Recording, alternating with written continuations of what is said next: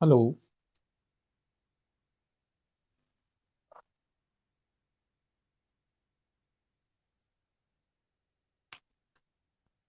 Good evening everyone.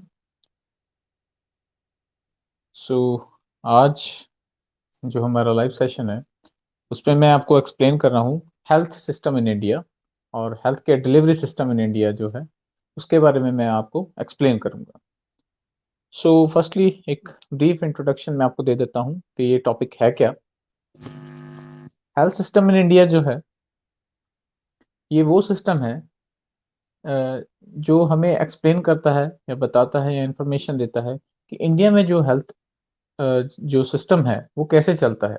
जैसे कि अगर हम सिंपली बात करें तो इंडिया जो है वो तीन पार्ट्स में डिवाइडेड है, divided in the sense based on the structure organisation for the implementation of the various types of programmes. Like first level is the central level, okay, then second level is the state level and third level is the district level. So ये तीन जो हैं levels और stages जो हैं वो होती हैं जिसके थ्रू इंडिया में हेल्थ सिस्टम या हेल्थ केयर डिलीवरी सिस्टम जो है वो इंडिया का चलता है। सेंट्रल लेवल, स्टेट लेवल और डिस्ट्रिक्ट लेवल में अलग अलग जैसे गवर्नमेंट बॉडीज हैं या स्टेट गवर्नमेंट और सेंट्रल गवर्नमेंट हैं जो वो उनको कंट्रोल करती हैं। और यही गवर्नमेंट्स आगे चल के इनमें अलग अलग पार्ट्स में इनके जो है हेल्थ सिस्टम, हेल्थ डिपार्टमेंट्स होते हैं, उनके ऑफिशियल्स होते हैं, वो आगे चल के सारी जो डिलीवरी सर्विसेज हैं, हेल्थ केयर डिलीवरी सर्विसेज हैं, उनको आगे प्रोवाइड करने में हेल्प करते हैं, सुपरवाइज करते हैं, इम्प्लीमेंट करते हैं, एवेल्युएट करते हैं। ओके, सो स्टार्ट करते हैं topic health system in India. So जो इंडिया है उसमें बहुत सारी जो स्टेट्स हैं, यूनियन टेरिटरीज से मिलकर जो है वो इंडिया बना है। और यही सारी स्टेट्स और डिस्ट्रिक्ट्स उसमें जो होते हैं और यूनियन टेरिटरीज जो हैं वो सारे के सारे मिलके इंडिया को बनाते हैं। और मैंने आपको पार्ट्स एक्सप्लेन कर दिए कि यही जो है हमारे जो डिस्ट्रिक्ट्स हैं और जो स्टेट में आते हैं। ओके, तो उनमें जो है ये हेल्थ केयर सिस्टम जो है वो चलता है जिसके थ्रू आगे चल के हमें सर्विसेज जो है वो प्रोवाइड होती हैं। जैसे कि सेंट्रल गवर्नमेंट जो है वो पूरे नेशन लेवल के हेल्थ के लिए रिस्पॉन्सिबल है और स्टेट लेवल्स जो हैं, स्टेट गवर्नमेंट्स जो हैं वो आगे स्टेट की एक हेल्थ के लिए रिस्पॉन्सिबल होती हैं। ओके, सो तीन लेवल्स हैं हेल्थ केयर डिलीवरी सिस्टम के। जैसे कि फर्स्ट लेवल है central level, second is the state और थर्ड इज द लोकल और द पेरिफेरल और डिस्ट्रिक्ट लेवल भी इसको हम बोल देते हैं। Okay, so first level is the central level. Central level क्या है, ये आगे तीन पार्ट्स में डिवाइडेड है। सेंट्रल लेवल जो है ये नेशनल लेवल पे एक लेवल होता है जिसको मेनली जो डील करने वाली अथॉरिटीज होती हैं वो सेंट्रल गवर्नमेंट की होती है। ओके, इसके ऊपर जो सारा कंट्रोल है वो सेंट्रल गवर्नमेंट का होता है, इसीलिए यही रीजन है कि इसको नाम दिया गया है सेंट्रल लेवल।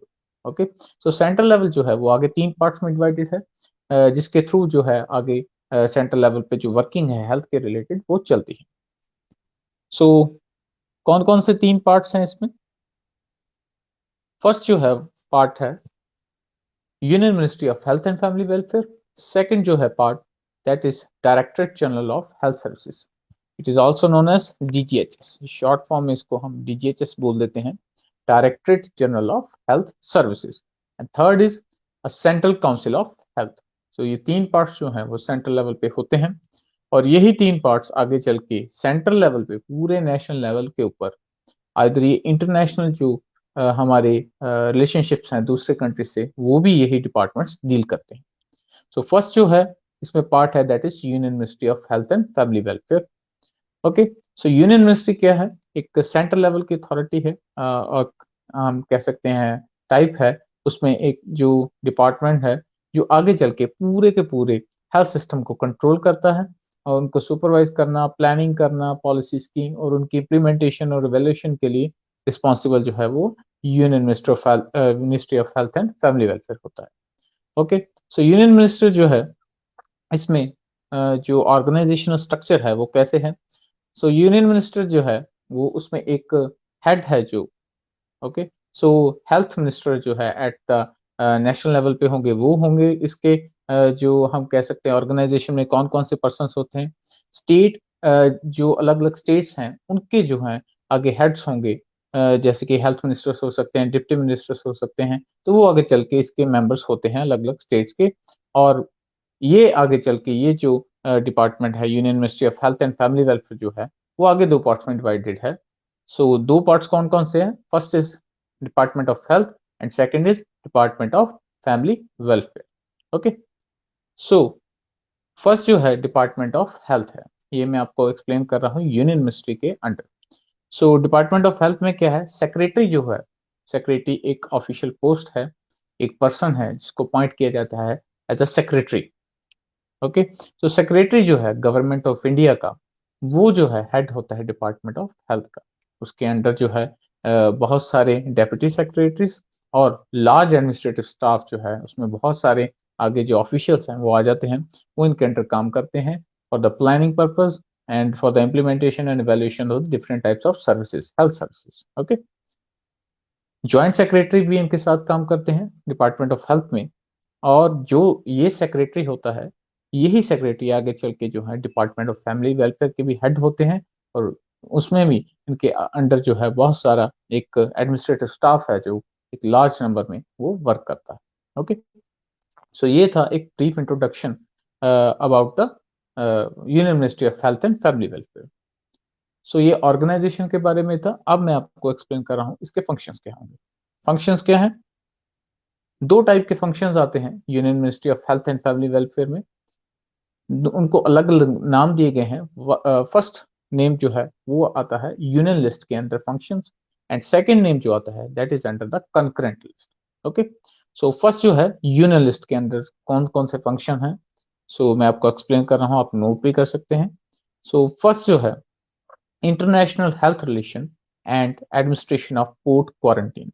ओके, सो ये जो वर्ड है क्वारंटीन, अब आपको समझ में आ गया होगा कि ये किस लिए होता है, क्योंकि कोरोना वायरस आजकल बहुत ज़्यादा जो उसके केसेस जो हैं बहुत ज़्यादा बढ़ गए हैं, तो ये क्वारंटीन और इससे जुड़े हुए जो सिमिलर जो टर्मिनोलॉजीज़ हैं वो हमारे सामने आ गई हैं। तो आपको क्वारंटीन का मीनिंग जो है वो क्लियर हो गया होगा। तो इसमें जो फर्स्ट फंक्शन की मैं बात कर रहा हूँ, इसमें वर्ड आया है। सो इसमें क्या है, जो यूनियन लिस्ट के अंडर यूनियन मिनिस्ट्री के फंक्शंस हैं एट द सेंट्रल लेवल, उसमें फर्स्ट फंक्शन आता है इंटरनेशनल हेल्थ रिलेशंस।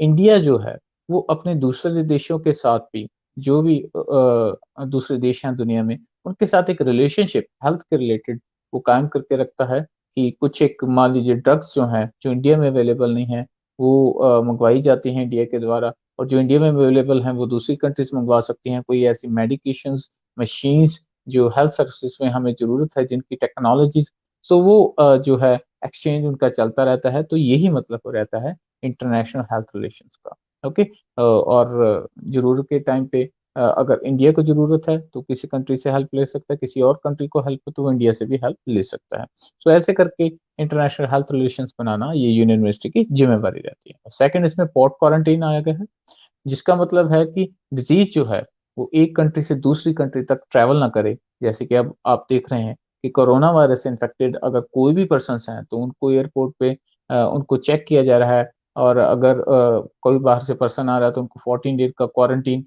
हम कर रहे हैं कि हो सकता है 14 दिन के बाद में साइन एंड सिम्पटम जो हैं कोरोना वायरस इन्फेक्शन के, कोविड-19 के, वो दिखने हो सकता है चालू हो जाएँ। सो इन्हीं लिए इसी लिए उनको कुछ एक टाइम पीरियड के लिए हम एक क्वारंटीन कर देते हैं, ताकि पता चल सके whether that person is infected और नॉट। सो ये भी जो फंक्शंस हैं इंटरनेशनल लेवल पे, ये यूनियन मिनिस्ट्री के अंडर आते हैं। सेकंड फंक्शन जो है यूनियन लिस्ट के अंडर, वो है एडमिनिस्ट्रेशन ऑफ सेंट्रल इंस्टीट्यूट्स।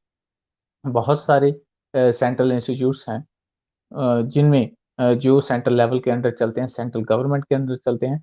तो जितने भी हेल्थ से जुड़े हुए इंस्टीट्यूट्स हैं, जो आगे एजुकेशन प्रोवाइड करते हैं हेल्थ सेक्टर में, तो वो बहुत सारे जो हैं हेल्थ इंस्टीट्यूट्स हैं, वो सेंट्रल लेवल के अंडर चलते हैं, और उनकी फंडिंग जो है और उनमें जो स्टाफ है, उनकी जो भी बजट है या एक्सपेंसेस हैं, वो बेयर करते हैं सेंट्रल गवर्नमेंट, और यूनियन मिनिस्ट्री के अंडर वो चलते हैं। Third is the promotion of research to research centre in other words. So central level के अंडर जो है हेल्थ सिस्टम जो है चलता है, तो उसमें क्या है कि यूनियन मिनिस्ट्री जो है सेंट्रल लेवल पर, वो रिसर्च को भी कंडक्ट करवाती है। जैसे कि कोरोना वायरस इन्फेक्शन अब आई है, तो वैक्सीन अवेलेबल नहीं है, तो उसी से जुड़ी हुई कोरोना वायरस या किसी और डिजीज से जुड़ी हुई टाइम टू टाइम वो रिसर्च करवाती हैं। उससे जुड़ी हुई जो हमारे पास चीजें अवेलेबल नहीं है, तो उनको फाइंड आउट करना, नई नई डिजीजेज जो आ रही हैं उनके बारे में इंफॉर्मेशन लेना, वो रिसर्च जो है वो भी सेंट्रल लेवल के अंडर चलती है। नेक्स्ट, ये यूनियन यूनिवर्सिटी के अंडर जो है वो चलती है। नेक्स्ट जो है regulation and development of medical, pharma and nursing profession. Okay, so बहुत सारे जो हैं प्रोफेशंस हम कह सकते हैं, मेडिकल प्रोफेशन है, फार्मास्यूटिकल का है, नर्सिंग प्रोफेशन जो है वो भी यूनियन यूनिवर्सिटी के अंडर वर्क करते हैं। अलग अलग डिपार्टमेंट्स बने हुए हैं, अलग अलग ऑर्गेनाइजेशंस बनी हैं जो अलग अलग प्रोफेशंस को कंट्रोल करती हैं। जैसे अगर हम नर्सिंग की बात करें तो इंडियन नर्सिंग काउंसिल एक ऐसी ऑर्गेनाइजेशन है जो सेंट्रल लेवल पर रह के पूरे इंडिया में जितने भी नर्सिंग इंस्टीट्यूट्स हैं और प्रोफेशन से जुड़े हुए जितनी भी ऑर्गेनाइजेशंस हैं सबको गाइडलाइंस इश्यू करती है और उनको जो है आगे हम ये कह सकते हैं कि उनके प्रोफेशन को प्रमोट करने के लिए भी वर्क करती है। Okay, next is establishment and maintenance of drug standards. So drugs को जो है ड्रग्स बेसिकली हम कहें मेडिकेशंस जो हैं उनका जो है एक स्टैंडर्ड मेंटेन करके रखना कि कौन सी ड्रग कौन सा एक्शन करेगी और उनका एक स्टैंडर्डाइज क्राइटेरिया होना चाहिए, कितनी मैन्युफैक्चरिंग होगी, कैसे वो सेल होगी, कैसे उसको कंज्यूम करना है, किसकी प्रिस्क्रिप्शन होगी, तब उसको सेल किया जा सकता है। तो ये सारी चीज़ों का स्टैंडर्ड जो है वो भी यूनियन यूनिवर्सिटी के अंडर मेंटेन किया जाता है। नेक्स्ट जो फंक्शन है यूनियन लिस्ट के अंदर that is census and collection of publication of statistical data. तो स्टैटिस्टिकल डाटा जैसे कि हमें पता ही है, बर्थ रेट है इंडिया में कितना चल रहा है, डेथ रेट कितना चल रहा है, infant mortality rate, maternal mortality rate और बहुत सारे रेट जो हैं वो क्या चल रहे हैं, उनका स्टेटस क्या है, बढ़ रहा है, घट रहा है, पॉपुलेशन क्या है, बढ़ रही है, घट रही है। तो ये सारे के सारी चीजों को कलेक्ट करने की जो रिस्पॉन्सिबिलिटी या फंक्शन है वो अंडर आता है central level. Okay, next immigration and emigration. So immigration and emigration क्या है, जब भी हम अगर मान लीजिए कोई पर्सन है एक कंट्री को छोड़ के दूसरी कंट्री में जा रहा है, ठीक है, सो जिस कंट्री को वो छोड़ के गया उसके लिए वो एमिग्रेंट हो गया और जिस कंट्री में उसने एंटर किया उसके लिए वो इमिग्रेंट है। ओके, सो ये भी स्टेटस या जो मूवमेंट है पर्सन्स की वो भी एक रिकॉर्ड जो है वो सेंट्रल मिनिस्ट्री के अंडर जो यूनियन मिनिस्ट्री है वो रखती है। ओके, सो इससे जो है हम एक्सपेक्टेड नंबर ऑफ केसेस किसी भी डिजीज के वो भी हम क्वारंटीन कर सकते हैं लोगों को, अगर जरूरत पड़े तो उसका रिकॉर्ड भी यूनियन मिनिस्ट्री रखती है। Next function is the coordination with states and other ministry for the promotion of health. ऐसा नहीं है कि सेंट्रल लेवल अकेला ही काम करता है हेल्थ के सेक्टर में, सेंट्रल लेवल जो है वो स्टेट लेवल से मिलके कोऑर्डिनेशन में, क्योंकि स्टेट से मिलके ही सेंटर बना है, पूरा इंडिया बना है। ओके, सो स्टेट्स के साथ कोऑर्डिनेशन करना बहुत ज्यादा जरूरी होता है। ओके, वैसे स्टेट्स जो हैं हेल्थ के रिलेटेड अपने डिसीजंस के लिए उनको ऑटोनॉमी प्रोवाइड की होती है कि अपनी स्टेट्स के में सिचुएशन के अकॉर्डिंगली आप डिसीजंस ले सकते हैं, बट फिर भी एक कोऑर्डिनेशन के तौर पे एक कोऑर्डिनेशन करके जो है सेंट्रल लेवल के साथ स्टेट्स को चलना पड़ता है। ओके, और अगर कोई डिमांड है स्टेट्स की तो वो सेंटर पूरा करता है और बदले में जो है वो उनको वैल्यूएशन या फीडबैक जो है वो सेंड करनी होती है। ओके, सारा criteria. Next is regulation of, next function जो है regulation of labour in the working of mines and oil fields. जो लोग दिहाड़ी करते हैं माइंस में, खाने होते हैं जो, ओके, कोयला की खान है किसी और चीज की है, ऑयल फील्ड में काम करते हैं। ओके, सो इनमें काम करने वाले लोगों का भी ध्यान रखना, उसके रिलेटेड भी एक रिस्पॉन्सिबिलिटी जो है फंक्शन जो है वो भी रहता है यूनियन मिनिस्ट्री का, कि वहाँ जो लोग वर्क कर रहे हैं उनका हेल्थ स्टेटस कैसा है। जैसे कि ऑक्यूपेशनल डिजीजेस के बारे में अगर मैं बात करूँ, बहुत सारे लोग ऐसे होते हैं जो माइंस में वर्क करते हैं, एक्सपोज रहते हैं डिफरेंट टाइप्स के जो कैंसर्स हैं वो उनको जो है आगे चल के इफेक्ट कर सकते हैं उनकी हेल्थ स्टेटस को। तो इसलिए यूनियन मिनिस्ट्री इन चीज़ों का ध्यान रखती है। सो ये भी एक फंक्शन आता है union ministry of health and family welfare में। Next is the concurrent list. Concurrent list जो है वो सेकंड टाइप है फंक्शंस की under the union ministry of health and family welfare. So इसमें कुछ एक फंक्शंस हैं, कुछ एक फंक्शंस यूनियन लिस्ट के ही एक्सटेंड किए हुए हैं। सो कुछ एक और हैं जैसे कि prevention of extension of communicable disease from one unit to another. एक जगह से किसी भी कम्युनिकेबल डिजीज को दूसरी डिजीज एरिया में ट्रांसफर होने से, कम्युनिकेट करने से रोकना एक रिस्पॉन्सिबिलिटी है union ministry of health and family welfare. मान लीजिए पंजाब में कोई ऐसी डिजीज है जो हरियाणा में नहीं मिलती और जो हरियाणा की डिजीज है वो पंजाब में नहीं है, या अलग अलग स्टेट्स की बात करें तो एक स्टेट से दूसरी स्टेट और एक कंट्री से दूसरी कंट्री डिजीज को ट्रैवल करने से रोकना भी एक रिस्पॉन्सिबिलिटी है यूनियन मिनिस्ट्री की। सेकंड जो है prevention of adulteration of foodstuffs. So adulteration क्या है? Mixing, misbranding, mislabelling of the food. Okay, so ये आज की बहुत एक बड़ी जो है प्रॉब्लम है। मेनली फेस्टिवल सीजन जब होते हैं तो अडल्ट्रेशन ऑफ जो फूड है वो एकदम से हाइप करता है, तो उसके जो केसेस हैं बहुत ज़्यादा इंक्रीज हो जाते हैं। फूड अडल्ट्रेशन के कारण बहुत सारे लोग बीमार होते हैं, बहुत सारे लोगों की डेथ भी हो जाती है। तो इसको कंट्रोल करना, प्रिवेंट करना भी रिस्पॉन्सिबिलिटी, एक फंक्शन है कंकरेंट लिस्ट के अंडर यूनियन मिनिस्ट्री का। नेक्स्ट है control of drugs and poison, ये मैं आपको एक्सप्लेन कर चुका हूँ। नेक्स्ट एक फंक्शन है वाइटल स्टैटिस्टिक्स, वही है सेंसस को कलेक्ट करना, उससे जुड़ा हुआ स्टैटिस्टिकल जो डाटा है उसको। लेबर वेलफेयर, ये भी एक फंक्शन है। Next is the ports other than major. बहुत सारे पोर्ट्स, पोर्ट्स जो होते हैं बंदरगाह जिसको हम बोलते हैं, एयरपोर्ट्स हो सकते हैं, वाटर पोर्ट्स हो सकते हैं, छोटे बड़े कोई भी वाटर पोर्ट्स हैं जिससे मतलब हम एक जगह से दूसरी जगह ट्रैवल करते हैं लोग, ठीक है। तो वो भी डायरेक्टली जो है वो कंट्रोल किए जाते हैं यूनियन मिनिस्ट्री के द्वारा, ताकि देखा जाए कि कोई डिजीज थ्रू वाटर पोर्ट्स और एयरपोर्ट्स जो है वो ट्रैवल ना हो सके। ओके, सो इनको भी कंट्रोल किया जाता है। Next economical and social planning. So अलग अलग प्रोग्राम्स बनाने के लिए बजट चाहिए, तो वो सेंट्रल गवर्नमेंट प्रोवाइड करती है, प्लानिंग करती है, अलग अलग पॉलिसीज निकालती है, अलग अलग इश्यूज के रिलेटेड, अलग अलग डिजीज के related. Last function under concurrent list is population control and family planning. तो ये बहुत ही एक इंपॉर्टेंट फंक्शन है अगर मैं कहूँ, क्योंकि इंडिया जो है उसकी डे बाय डे जो पॉपुलेशन है वो इंक्रीज होती जा रही है। इसको कंट्रोल करने के लिए फैमिली प्लानिंग एक बेस्ट इंटरवेंशन है, हम कह सकते हैं बेस्ट हमारे पास सॉल्यूशन है।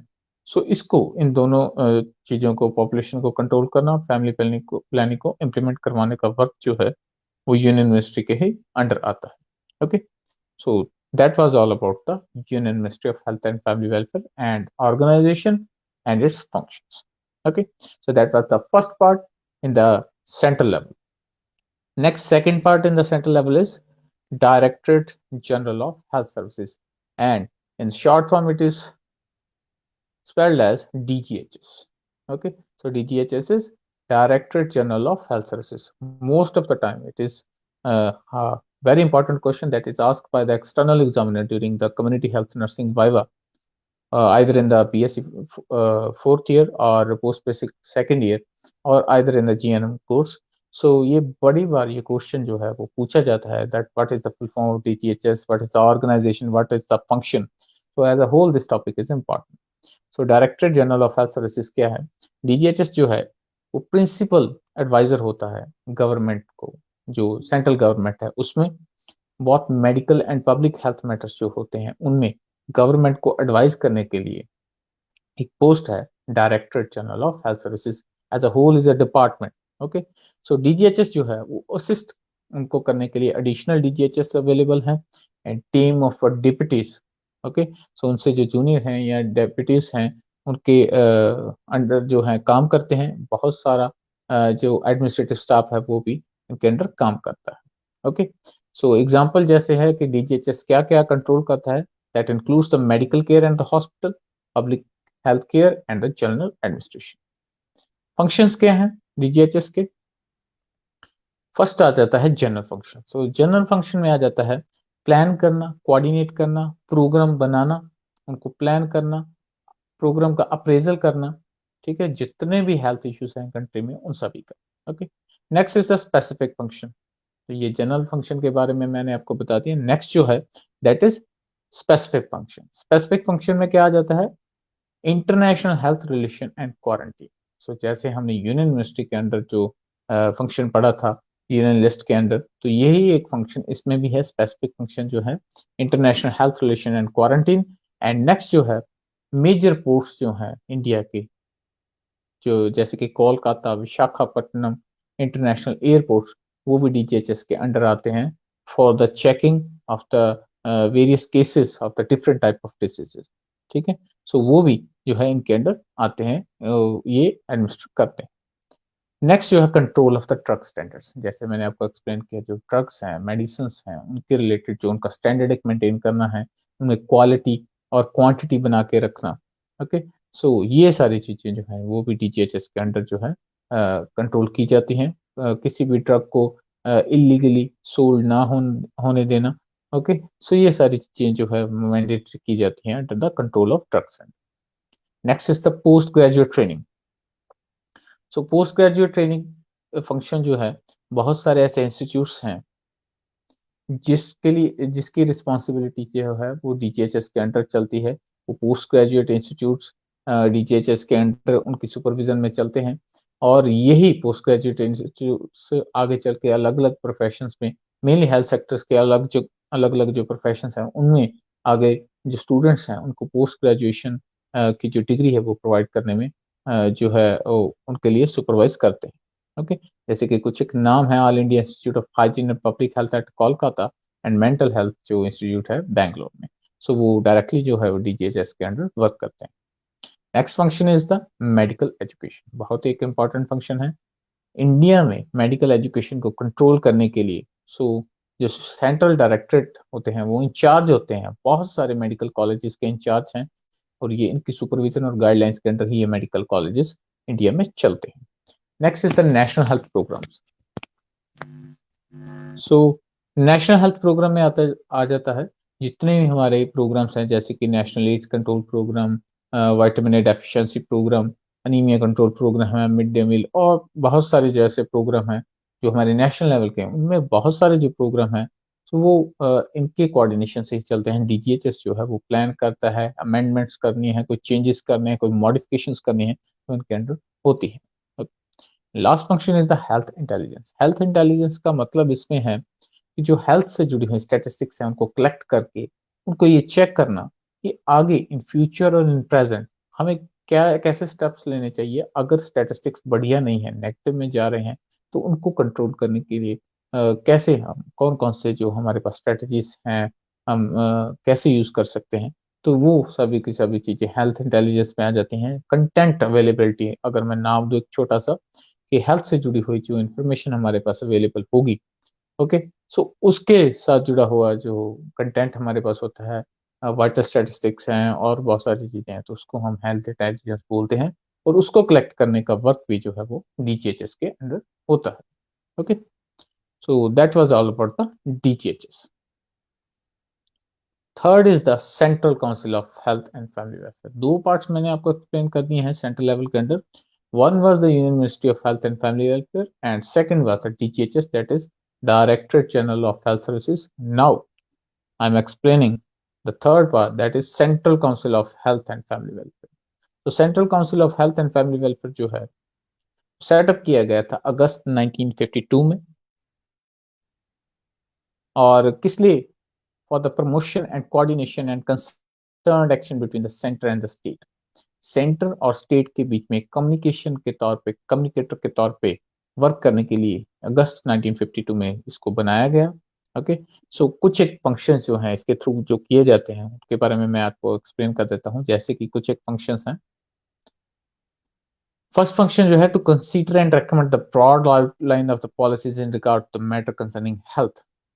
ओके, सो जो नेशनल लेवल पे इश्यूज हैं, डिजीजेस हैं या कोई और इश्यूज हैं जो लोगों की हेल्थ को अफेक्ट करते हैं, तो उनको जो है वो इश्यूज को फोकस करके सेंटर और स्टेट को अवेयर करके उनमें कोऑर्डिनेशन बना के जो है उनको रिजॉल्व करने की कोशिश करना। Second, to make proposal for the legislation in the field of activity. So जो हेल्थ सिस्टम है हमारा, उसमें जो है लॉज बनाने। ओके, हॉस्पिटल्स में वर्क कैसा होगा, किन लॉज के अंडर होगा, अलग अलग एक्ट्स बने हुए हैं जिनके बेसिस पे वर्क जो है वो आज के मेडिकल प्रोफेशनल, नर्सिंग प्रोफेशनल्स वो करते हैं। ओके, सो लॉज जो है, लेजिस्लेशन बनाना, वो भी वर्क है central council of health. Next, third is to recommend the central government regarding distribution of available grant in aid for the health proposal. कौन से स्टेट को कितनी ग्रांट प्रोवाइड करनी है, कैसे करनी है, किस सिचुएशन में करनी है, सो इसकी रिकमेंडेशन जो है सेंट्रल काउंसिल ऑफ हेल्थ जो है सेंट्रल गवर्नमेंट को प्रोवाइड करता है। Last, to establish any organisation for the corporation between the central and the state health administration. So अगर लगे कि कोई एक ऐसी ऑर्गेनाइजेशन कुछ एक और होनी चाहिए जिससे और बढ़िया तरीके से कम्युनिकेशन जो है वो सेंट्रल और स्टेट में हो सकता है, तो इसकी अथॉरिटी जो है सेंट्रल काउंसिल ऑफ हेल्थ के पास होती है, जिससे वो अलग अलग ऑर्गेनाइजेशन बना सकता है और सेंट्रल एंड स्टेट में जो बीच में रिलेशनशिप है उसको और स्ट्रॉन्ग किया जा सकता है। Okay, so that was all about the union ministry of health and family welfare, DGHS and central council of health. So इसके साथ ही हमारा जो सेंट्रल लेवल है वो मैंने आपको सारा एक्सप्लेन कर दिया, 3 पार्ट से तीनों मैंने आपको एक्सप्लेन कर दिया। नेक्स्ट जो है थर्ड सेकंड पार्ट आता है, ये सेंट्रल लेवल था। सेकंड पार्ट आता है स्टेट लेवल। थर्ड जो आएगा वो होगा लोकल और पेरिफेरल लेवल। सेकंड जो है level that is state level. State level आप नाम से ही क्लियर है, जितनी इंडिया में स्टेट्स हैं उतने ही इंडिया में गवर्नमेंट्स हैं, यूनियन टेरिटरीज आती हैं, ठीक है। सो उतनी गवर्नमेंट्स हैं, और स्टेट जो है नेशनल लेवल पे जो गवर्नमेंट वर्क करती है वो सेंट्रल लेवल पे वर्क करती है। स्टेट लेवल जो है स्टेट लेवल पे वर्क करती है, और इनके पास ऑटोनॉमी होती है, सेल्फ डिसीजन में एक पावर होती है in the fields of health. Health sector में हर एक स्टेट गवर्नमेंट जो है उनके पास फ्रीडम होती है कि वो अपने स्टेट में किस तरीके से हेल्थ सिचुएशंस को मैनेज करना है, मेंटेन करना है, उसके लिए वो डिसीजंस ले सकते हैं। क्योंकि हर एक स्टेट की एनवायरनमेंट में डिफरेंस है, क्लाइमेट जो है वो भी डिफरेंट है। ओके, सो उसके वहाँ पे हेल्थ कंडीशंस, एनवायरमेंटल सैनिटेशन भी डिफरेंट है। सो ऐसे करके स्टेट जो है अपने अपने डिसीजन जो है वो खुद ले सकते हैं। ओके, लेकिन इसमें जो है अगर हम बात करें,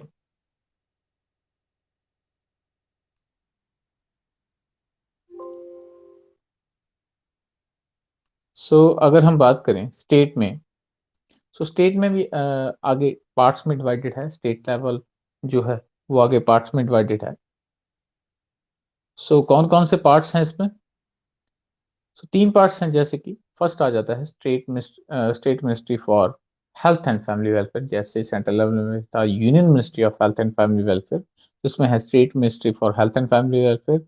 सेकंड पार्ट जो है इसका है हेल्थ सेक्रेटरीट, एंड थर्ड जो पार्ट है that is state health directorate. तो ये तीनों पार्ट्स जो हैं वो जो है सिमिलर ही हैं, ऑलमोस्ट सिमिलर हैं जो सेंट्रल लेवल के पार्ट्स हैं, but they operate at the state level. Okay, next इसमें मैं आपको एक्सप्लेन कर देता हूँ अलग अलग जो पार्ट्स मैंने वो आपको बताया उसके बारे में मैं एक्सप्लेन कर देता हूँ। फर्स्ट जो है इसमें state ministry of health and family welfare आता है। ओके, इसकी पहले मैं बताऊंगा आपको ऑर्गेनाइजेशन क्या है। State ministry of health and family welfare है वो कैबिनेट मिनिस्टर जो होता है, ठीक है। जैसे कि कैबिनेट मतलब एक ग्रुप है जो मिनिस्टर्स का, जिसका हेड जो है चीफ मिनिस्टर होता है। उसमें जो हेल्थ मिनिस्टर होगा that will be the head of the state ministry of health and family welfare.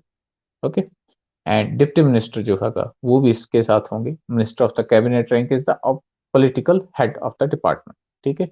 जो कैबिनेट रैंक में जो मिनिस्टर्स होते हैं वो पॉलिटिकली हेड होते हैं। ओके, इसके अलावा जो है अलग अलग ऑफिशियल्स होते हैं जो आईएएस वर्कर्स हो सकते हैं, आईएएस जो आप कह सकते हैं ऑफिसर्स होंगे जो आगे चल के हेड करेंगे, जो रिप्रेजेंट करते हैं हेल्थ डिपार्टमेंट को। ओके, फंक्शन है state ministry of health and family welfare के कुछ एक फंक्शंस हैं, जैसे कि दो मेन आपको मैं एक्सप्लेन कर देता हूँ। As a member of the state legislator, it is his duty to support and safeguard the total policies of the government because of the collective responsibility of the cabinet.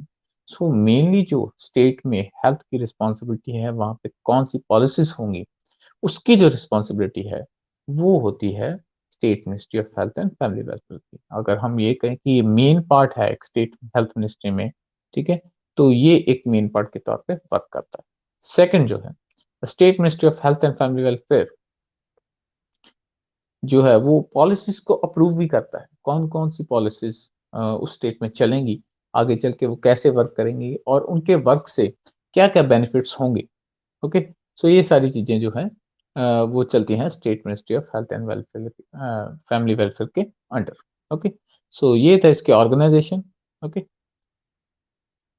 एक चीज और है, health minister जो है उसको जो functions जो है करने पड़ते हैं वो तो होते हैं पॉलिटिकल भी होते हैं तो वो एडमिनिस्ट्रेटिव भी होते हैं। ओके, दोनों फंक्शन जो है state ministry of health and family welfare में जो हेड है जैसे कि हेल्थ मिनिस्टर है वो आगे परफॉर्म करता है। Second part is the health secretariat.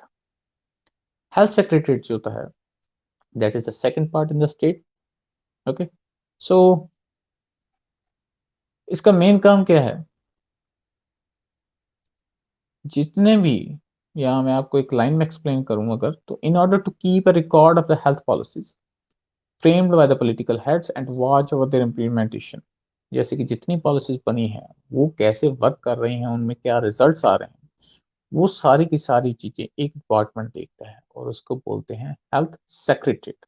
ये सारी की सारी चीजें कौन से कितने प्रोग्राम्स चले, एमएमआर को डिक्रीज करने के लिए हमारे पास कौन सा प्रोग्राम है, मिड डे मील कैसा चल रहा है, और बहुत सारे प्रोग्राम जो सेंट्रल लेवल पे हैं या स्टेट लेवल पे हैं, जो कोऑर्डिनेशन से चल रहे हैं सिर्फ स्टेट लेवल से चल रहे हैं, तो सभी को जो एक रिकॉर्ड रखने के लिए हेल्थ सेक्रेटरी जो है वो वर्क करता है। ओके, तो इसको ऑफिशियल ऑर्गन भी कहते हैं।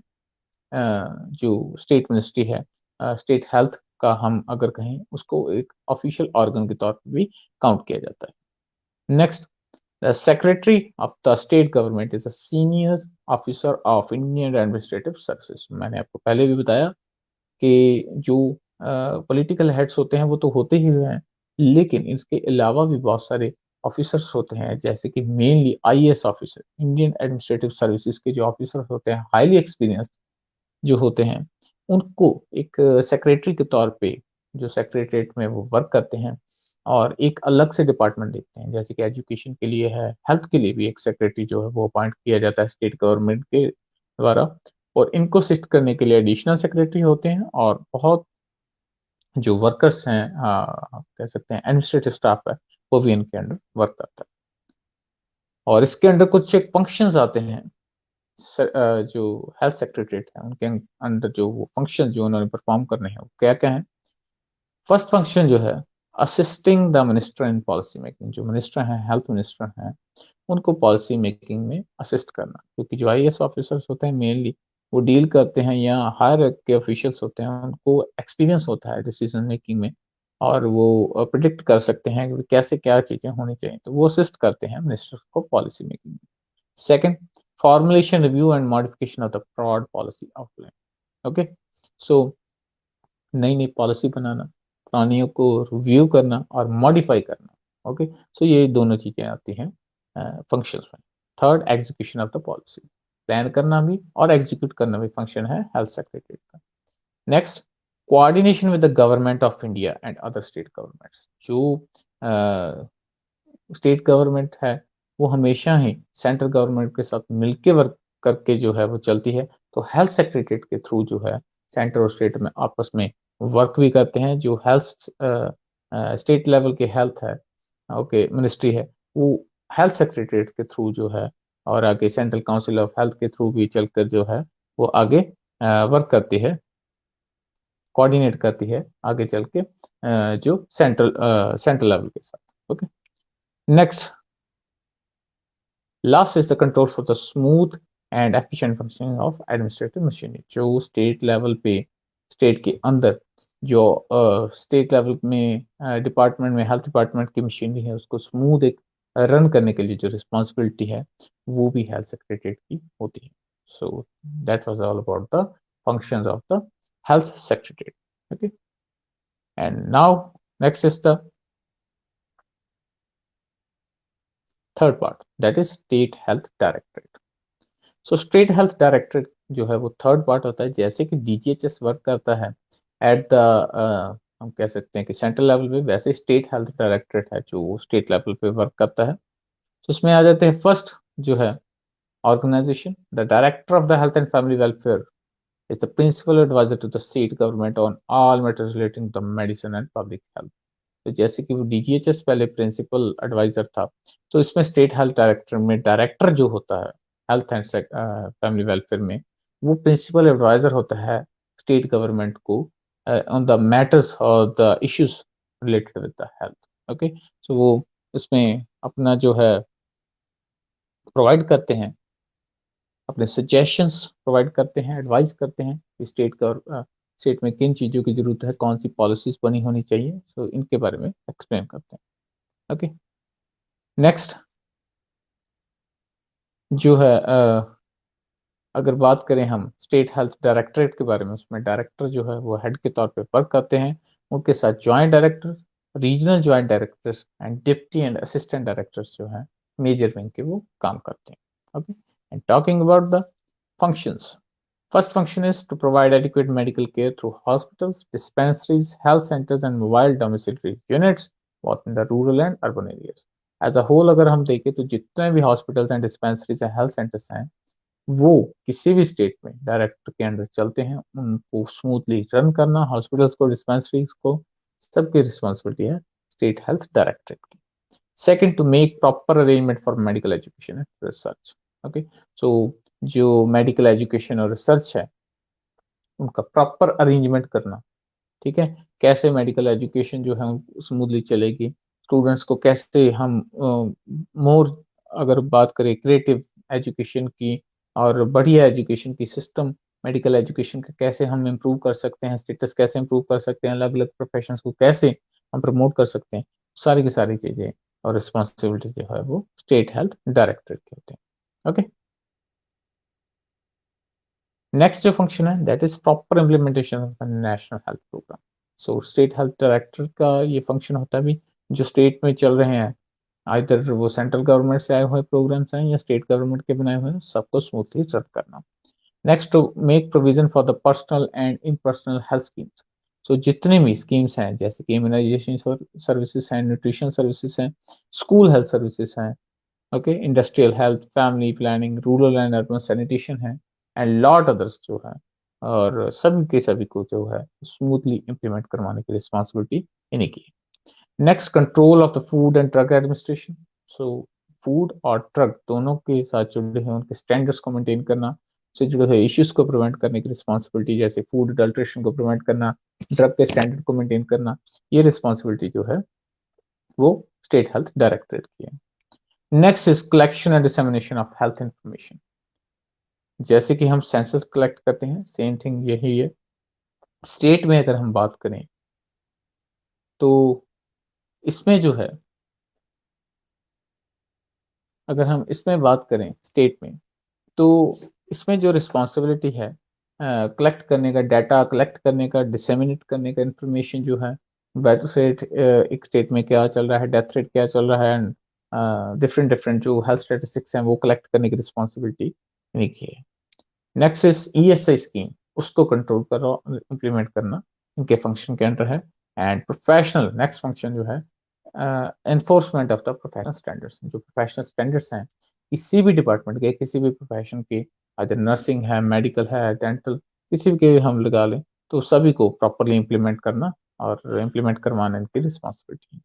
इसके अलावा जो फंक्शंस हैं, promotion of indigenous system of medicine, जिसमें आयुष आ जाता है, उसको प्रमोट करना, लेबोरेटरीज का सेटअप करना, एंड हेल्थ लेजिस्लेशन जो है वो उसको जो हम कह सकते हैं प्रिपेयर करना, न्यू लॉज जो है उसको प्रिपेयर करना और इम्प्लीमेंट करवाना, and supervision and control over local bodies, and last is provision of integrated family health services. जो इंटीग्रेटेड फैमिली हेल्थ सर्विसेज हम बोलते हैं, तो उनको जो है आगे प्रोवाइड करना प्रॉपर तरीके से, वो जो आ जाता है स्टेट हेल्थ डायरेक्टर के फंक्शंस के अंदर। Okay, and that was all about the state level. Okay, दो लेवल्स एक्सप्लेन कर दिए मैंने, central level and state. Third level is the district level, जिसको हम बोलते हैं लोकल, और द पेरिफेरल लेवल भी हम इसको बोल सकते हैं। तो डिस्ट्रिक्ट लेवल जो है वो कैसे वर्क करते हैं, इसके थ्रू हेल्थ सर्विसेज कैसे जाते हैं। डिस्ट्रिक्ट, एक डिस्ट्रिक्ट को भी आगे अगर हम बात करें हेल्थ सर्विसेज कैसे दी जाती हैं, तो एक डिस्ट्रिक्ट को हम 5 और 6 पार्ट्स में डिवाइड करते हैं, तब जाके आगे जो सर्विसेज हैं वो प्रोवाइड की जाती हैं। जैसे कि इसमें आ जाता है सब डिवीजन। 6 पार्ट्स कौन कौन से हैं मैं आपको एक्सप्लेन कर देता हूँ।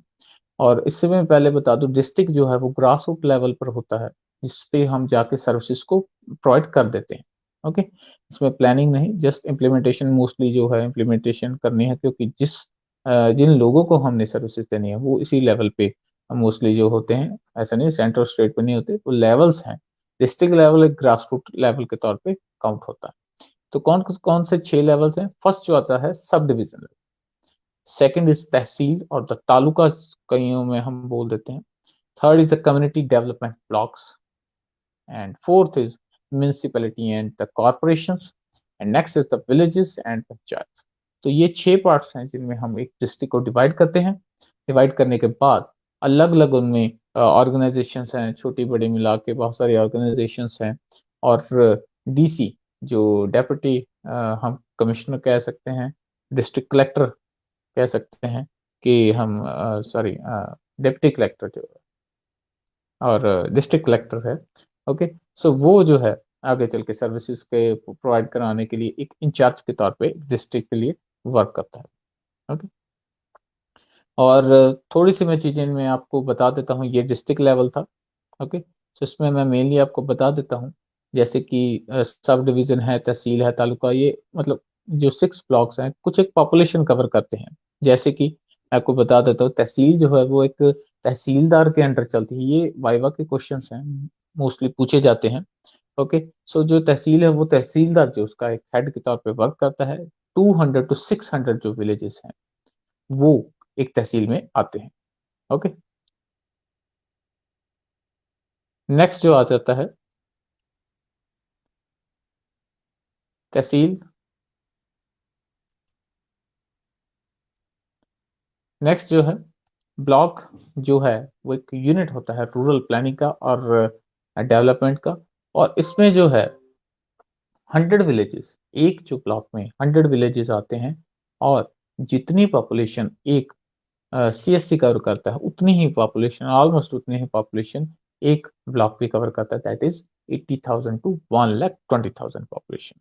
ओके, एंड इंचार्ज जो होता है एक ब्लॉक का, वो एक ब्लॉक डेवलपमेंट ऑफिसर उसको बोलते हैं, जो इंचार्ज होता है और वो जो आगे सर्विसेज को डील करता है। ओके, और बाकी जो पार्ट्स थे उनके बारे में, पॉपुलेशन के बारे में एक्सप्लेन कर रहा हूँ। जैसे टाउन एरिया कमेटीज होती हैं एक डिस्ट्रिक्ट में, तो वो 5,000 से लेके 10,000 की पॉपुलेशन जहाँ पे रहती है उनमें टाउन एरिया कमेटीज एग्जिस्ट करती हैं, जो आगे चल के हेल्थ सर्विसेज को प्रोवाइड करती हैं।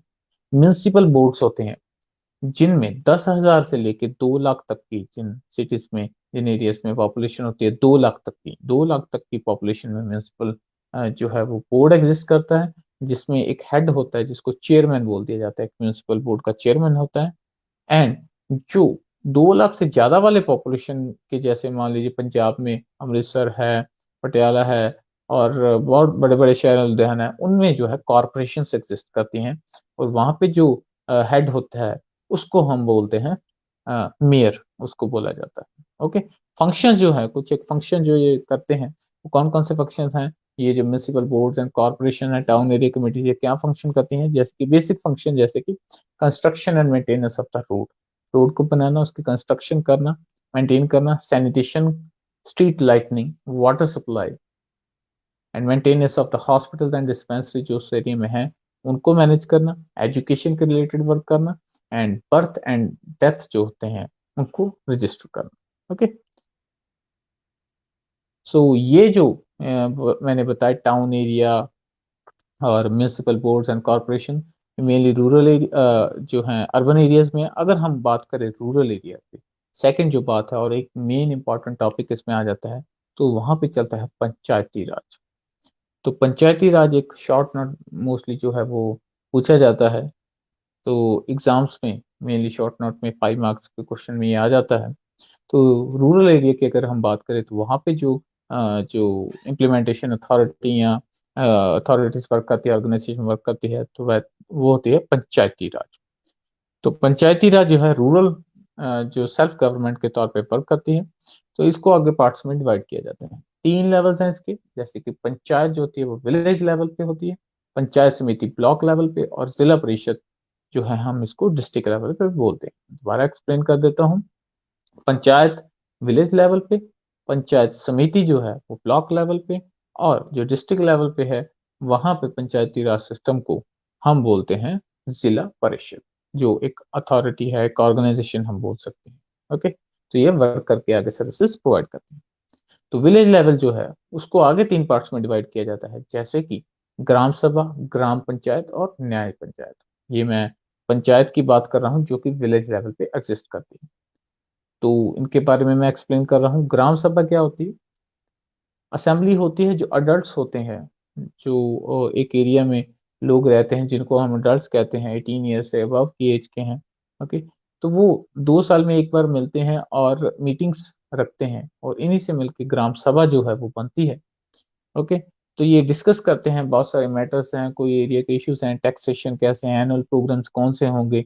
ठीक है, सो ये जो सारी चीजें हैं ये ग्राम सभा के अंडर आती हैं। सेकंड जो आती है इंपॉर्टेंट, एक ऑर्गेनाइजेशन, हम कह सकते हैं कि अथॉरिटी है जो ग्राम पंचायत एक टाइप है। इसका हमें जैसे कि पता ही है, पंचायत में सरपंच जो है वो हेड होता है, और जो है एक विलेज के लिए मोस्टली एक पंचायत जो है वो एग्जिस्ट करती है। 5000 टू 15,000 पॉपुलेशन पंचायत कवर करती है, एक पंचायत के अंडर आते हैं। ओके, तो ये वाइवा के क्वेश्चंस भी हैं। और 3 से 4 साल, और एवरेज अगर पंजाब की बात करें तो 5 साल जो है, वैसे मोस्टली जो है एवरेज 5 इयर्स जो है वो चलते हैं। पंचायत के जो सरपंच हैं वो बने रहते हैं, और सरपंच जो है वो हेड होता है। इनके अलावा पंचायत सेक्रेटरी जो है ग्राम पंचायत के मेंबर्स होते हैं। वुमेन जो ऑर्गेनाइजेशंस हैं उनकी कुछ एक हेड्स जो हैं वो भी पंचायत के साथ वर्क करते हैं। ओके, सो इनका मेनली काम वही होता है, maintenance of the road, street lighting, water supply, education. जो रूरल अर्बन एरियाज में म्यूनिसिपल बोर्ड्स एंड कॉरपोरेशन करते हैं, वही ग्राम पंचायत, ग्राम सभा, ये रूरल एरियाज में वर्क करते हैं। ओके, सो ये सेकंड पार्ट था विलेज लेवल पे पंचायत का। थर्ड पार्ट जो है दैट इज न्याय पंचायत। न्याय नाम से क्लियर है, जितने भी इश्यूज होते हैं, किसी भी डिस्प्यूट होते हैं, तो उनको रिजॉल्व करने के, रिवील करने के लिए, सॉरी, सॉल्यूशन उनका निकालने के लिए न्याय पंचायत जो है वो बनी होती है। इसका मेनली फंक्शन यही। सेकंड पार्ट इज न्याय पंचायत, और उसके बाद जो है सेकंड पार्ट है पंचायत समिति। सो ब्लॉक लेवल पे हम पंचायती राज सिस्टम में जो ऑर्गेनाइजेशन एग्जिस्ट करते हैं उसको बोलते हैं पंचायत समिति। मैंने पहले ही बताया 80,000 से लेके 1,20,000 तक की पॉपुलेशन एक पंचायत समिति जो है वो कवर करती है। और इसमें जो है वो हेड जो है वो ब्लॉक डेवलपमेंट ऑफिसर भी रहता है।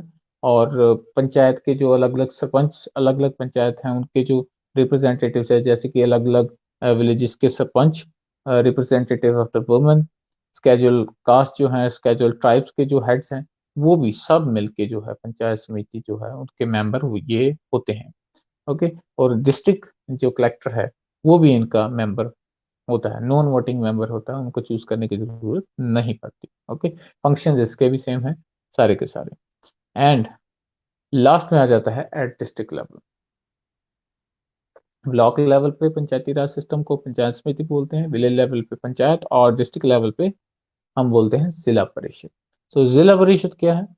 इसमें डिस्ट्रिक्ट कलेक्टर आ जाते हैं, इसमें पंचायत समिति के मेंबर्स आ जाते हैं, ग्राम पंचायत के, ग्राम सभा के सभी के मेंबर्स को मिला के वही सारे के सारे sarpanch, MPs, MLA, schedule tribe की रिप्रेजेंटेटिव जो वुमेन है, ओके, इन सभी को मिला के जो है जिला परिषद बनाई जाती है। और इनका काम होता है जो जिला या डिस्ट्रिक्ट है उसको जो है आगे सर्विसेज प्रोवाइड करना, उसमें जितने भी लोग रहते हैं पूरे एक डिस्ट्रिक्ट में।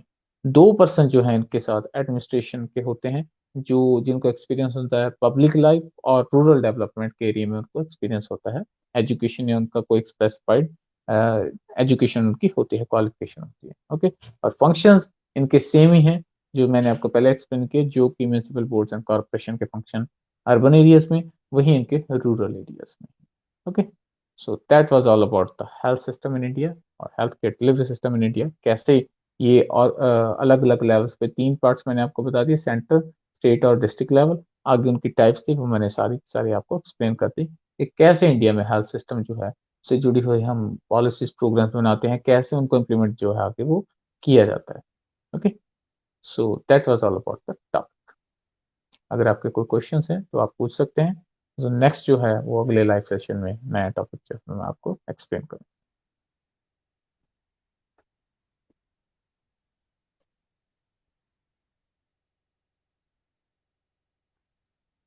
Okay, no questions. So thank you everyone. So अगला जो लाइव सेशन रहेगा उसके बारे में मैं आपको एक्सप्लेन कर दूंगा, आप चेक करते रहिए। सो मेरी कोशिश रहती है ज़्यादा से ज़्यादा लेक्चर्स जो है मैं प्रोवाइड कर पाऊँ आपको। ओके, उसके लिए मैं पहले ही नोटिफिकेशन जो है वो आपको पहुंच जाएगा। Okay, okay, thank you everyone, thanks a lot.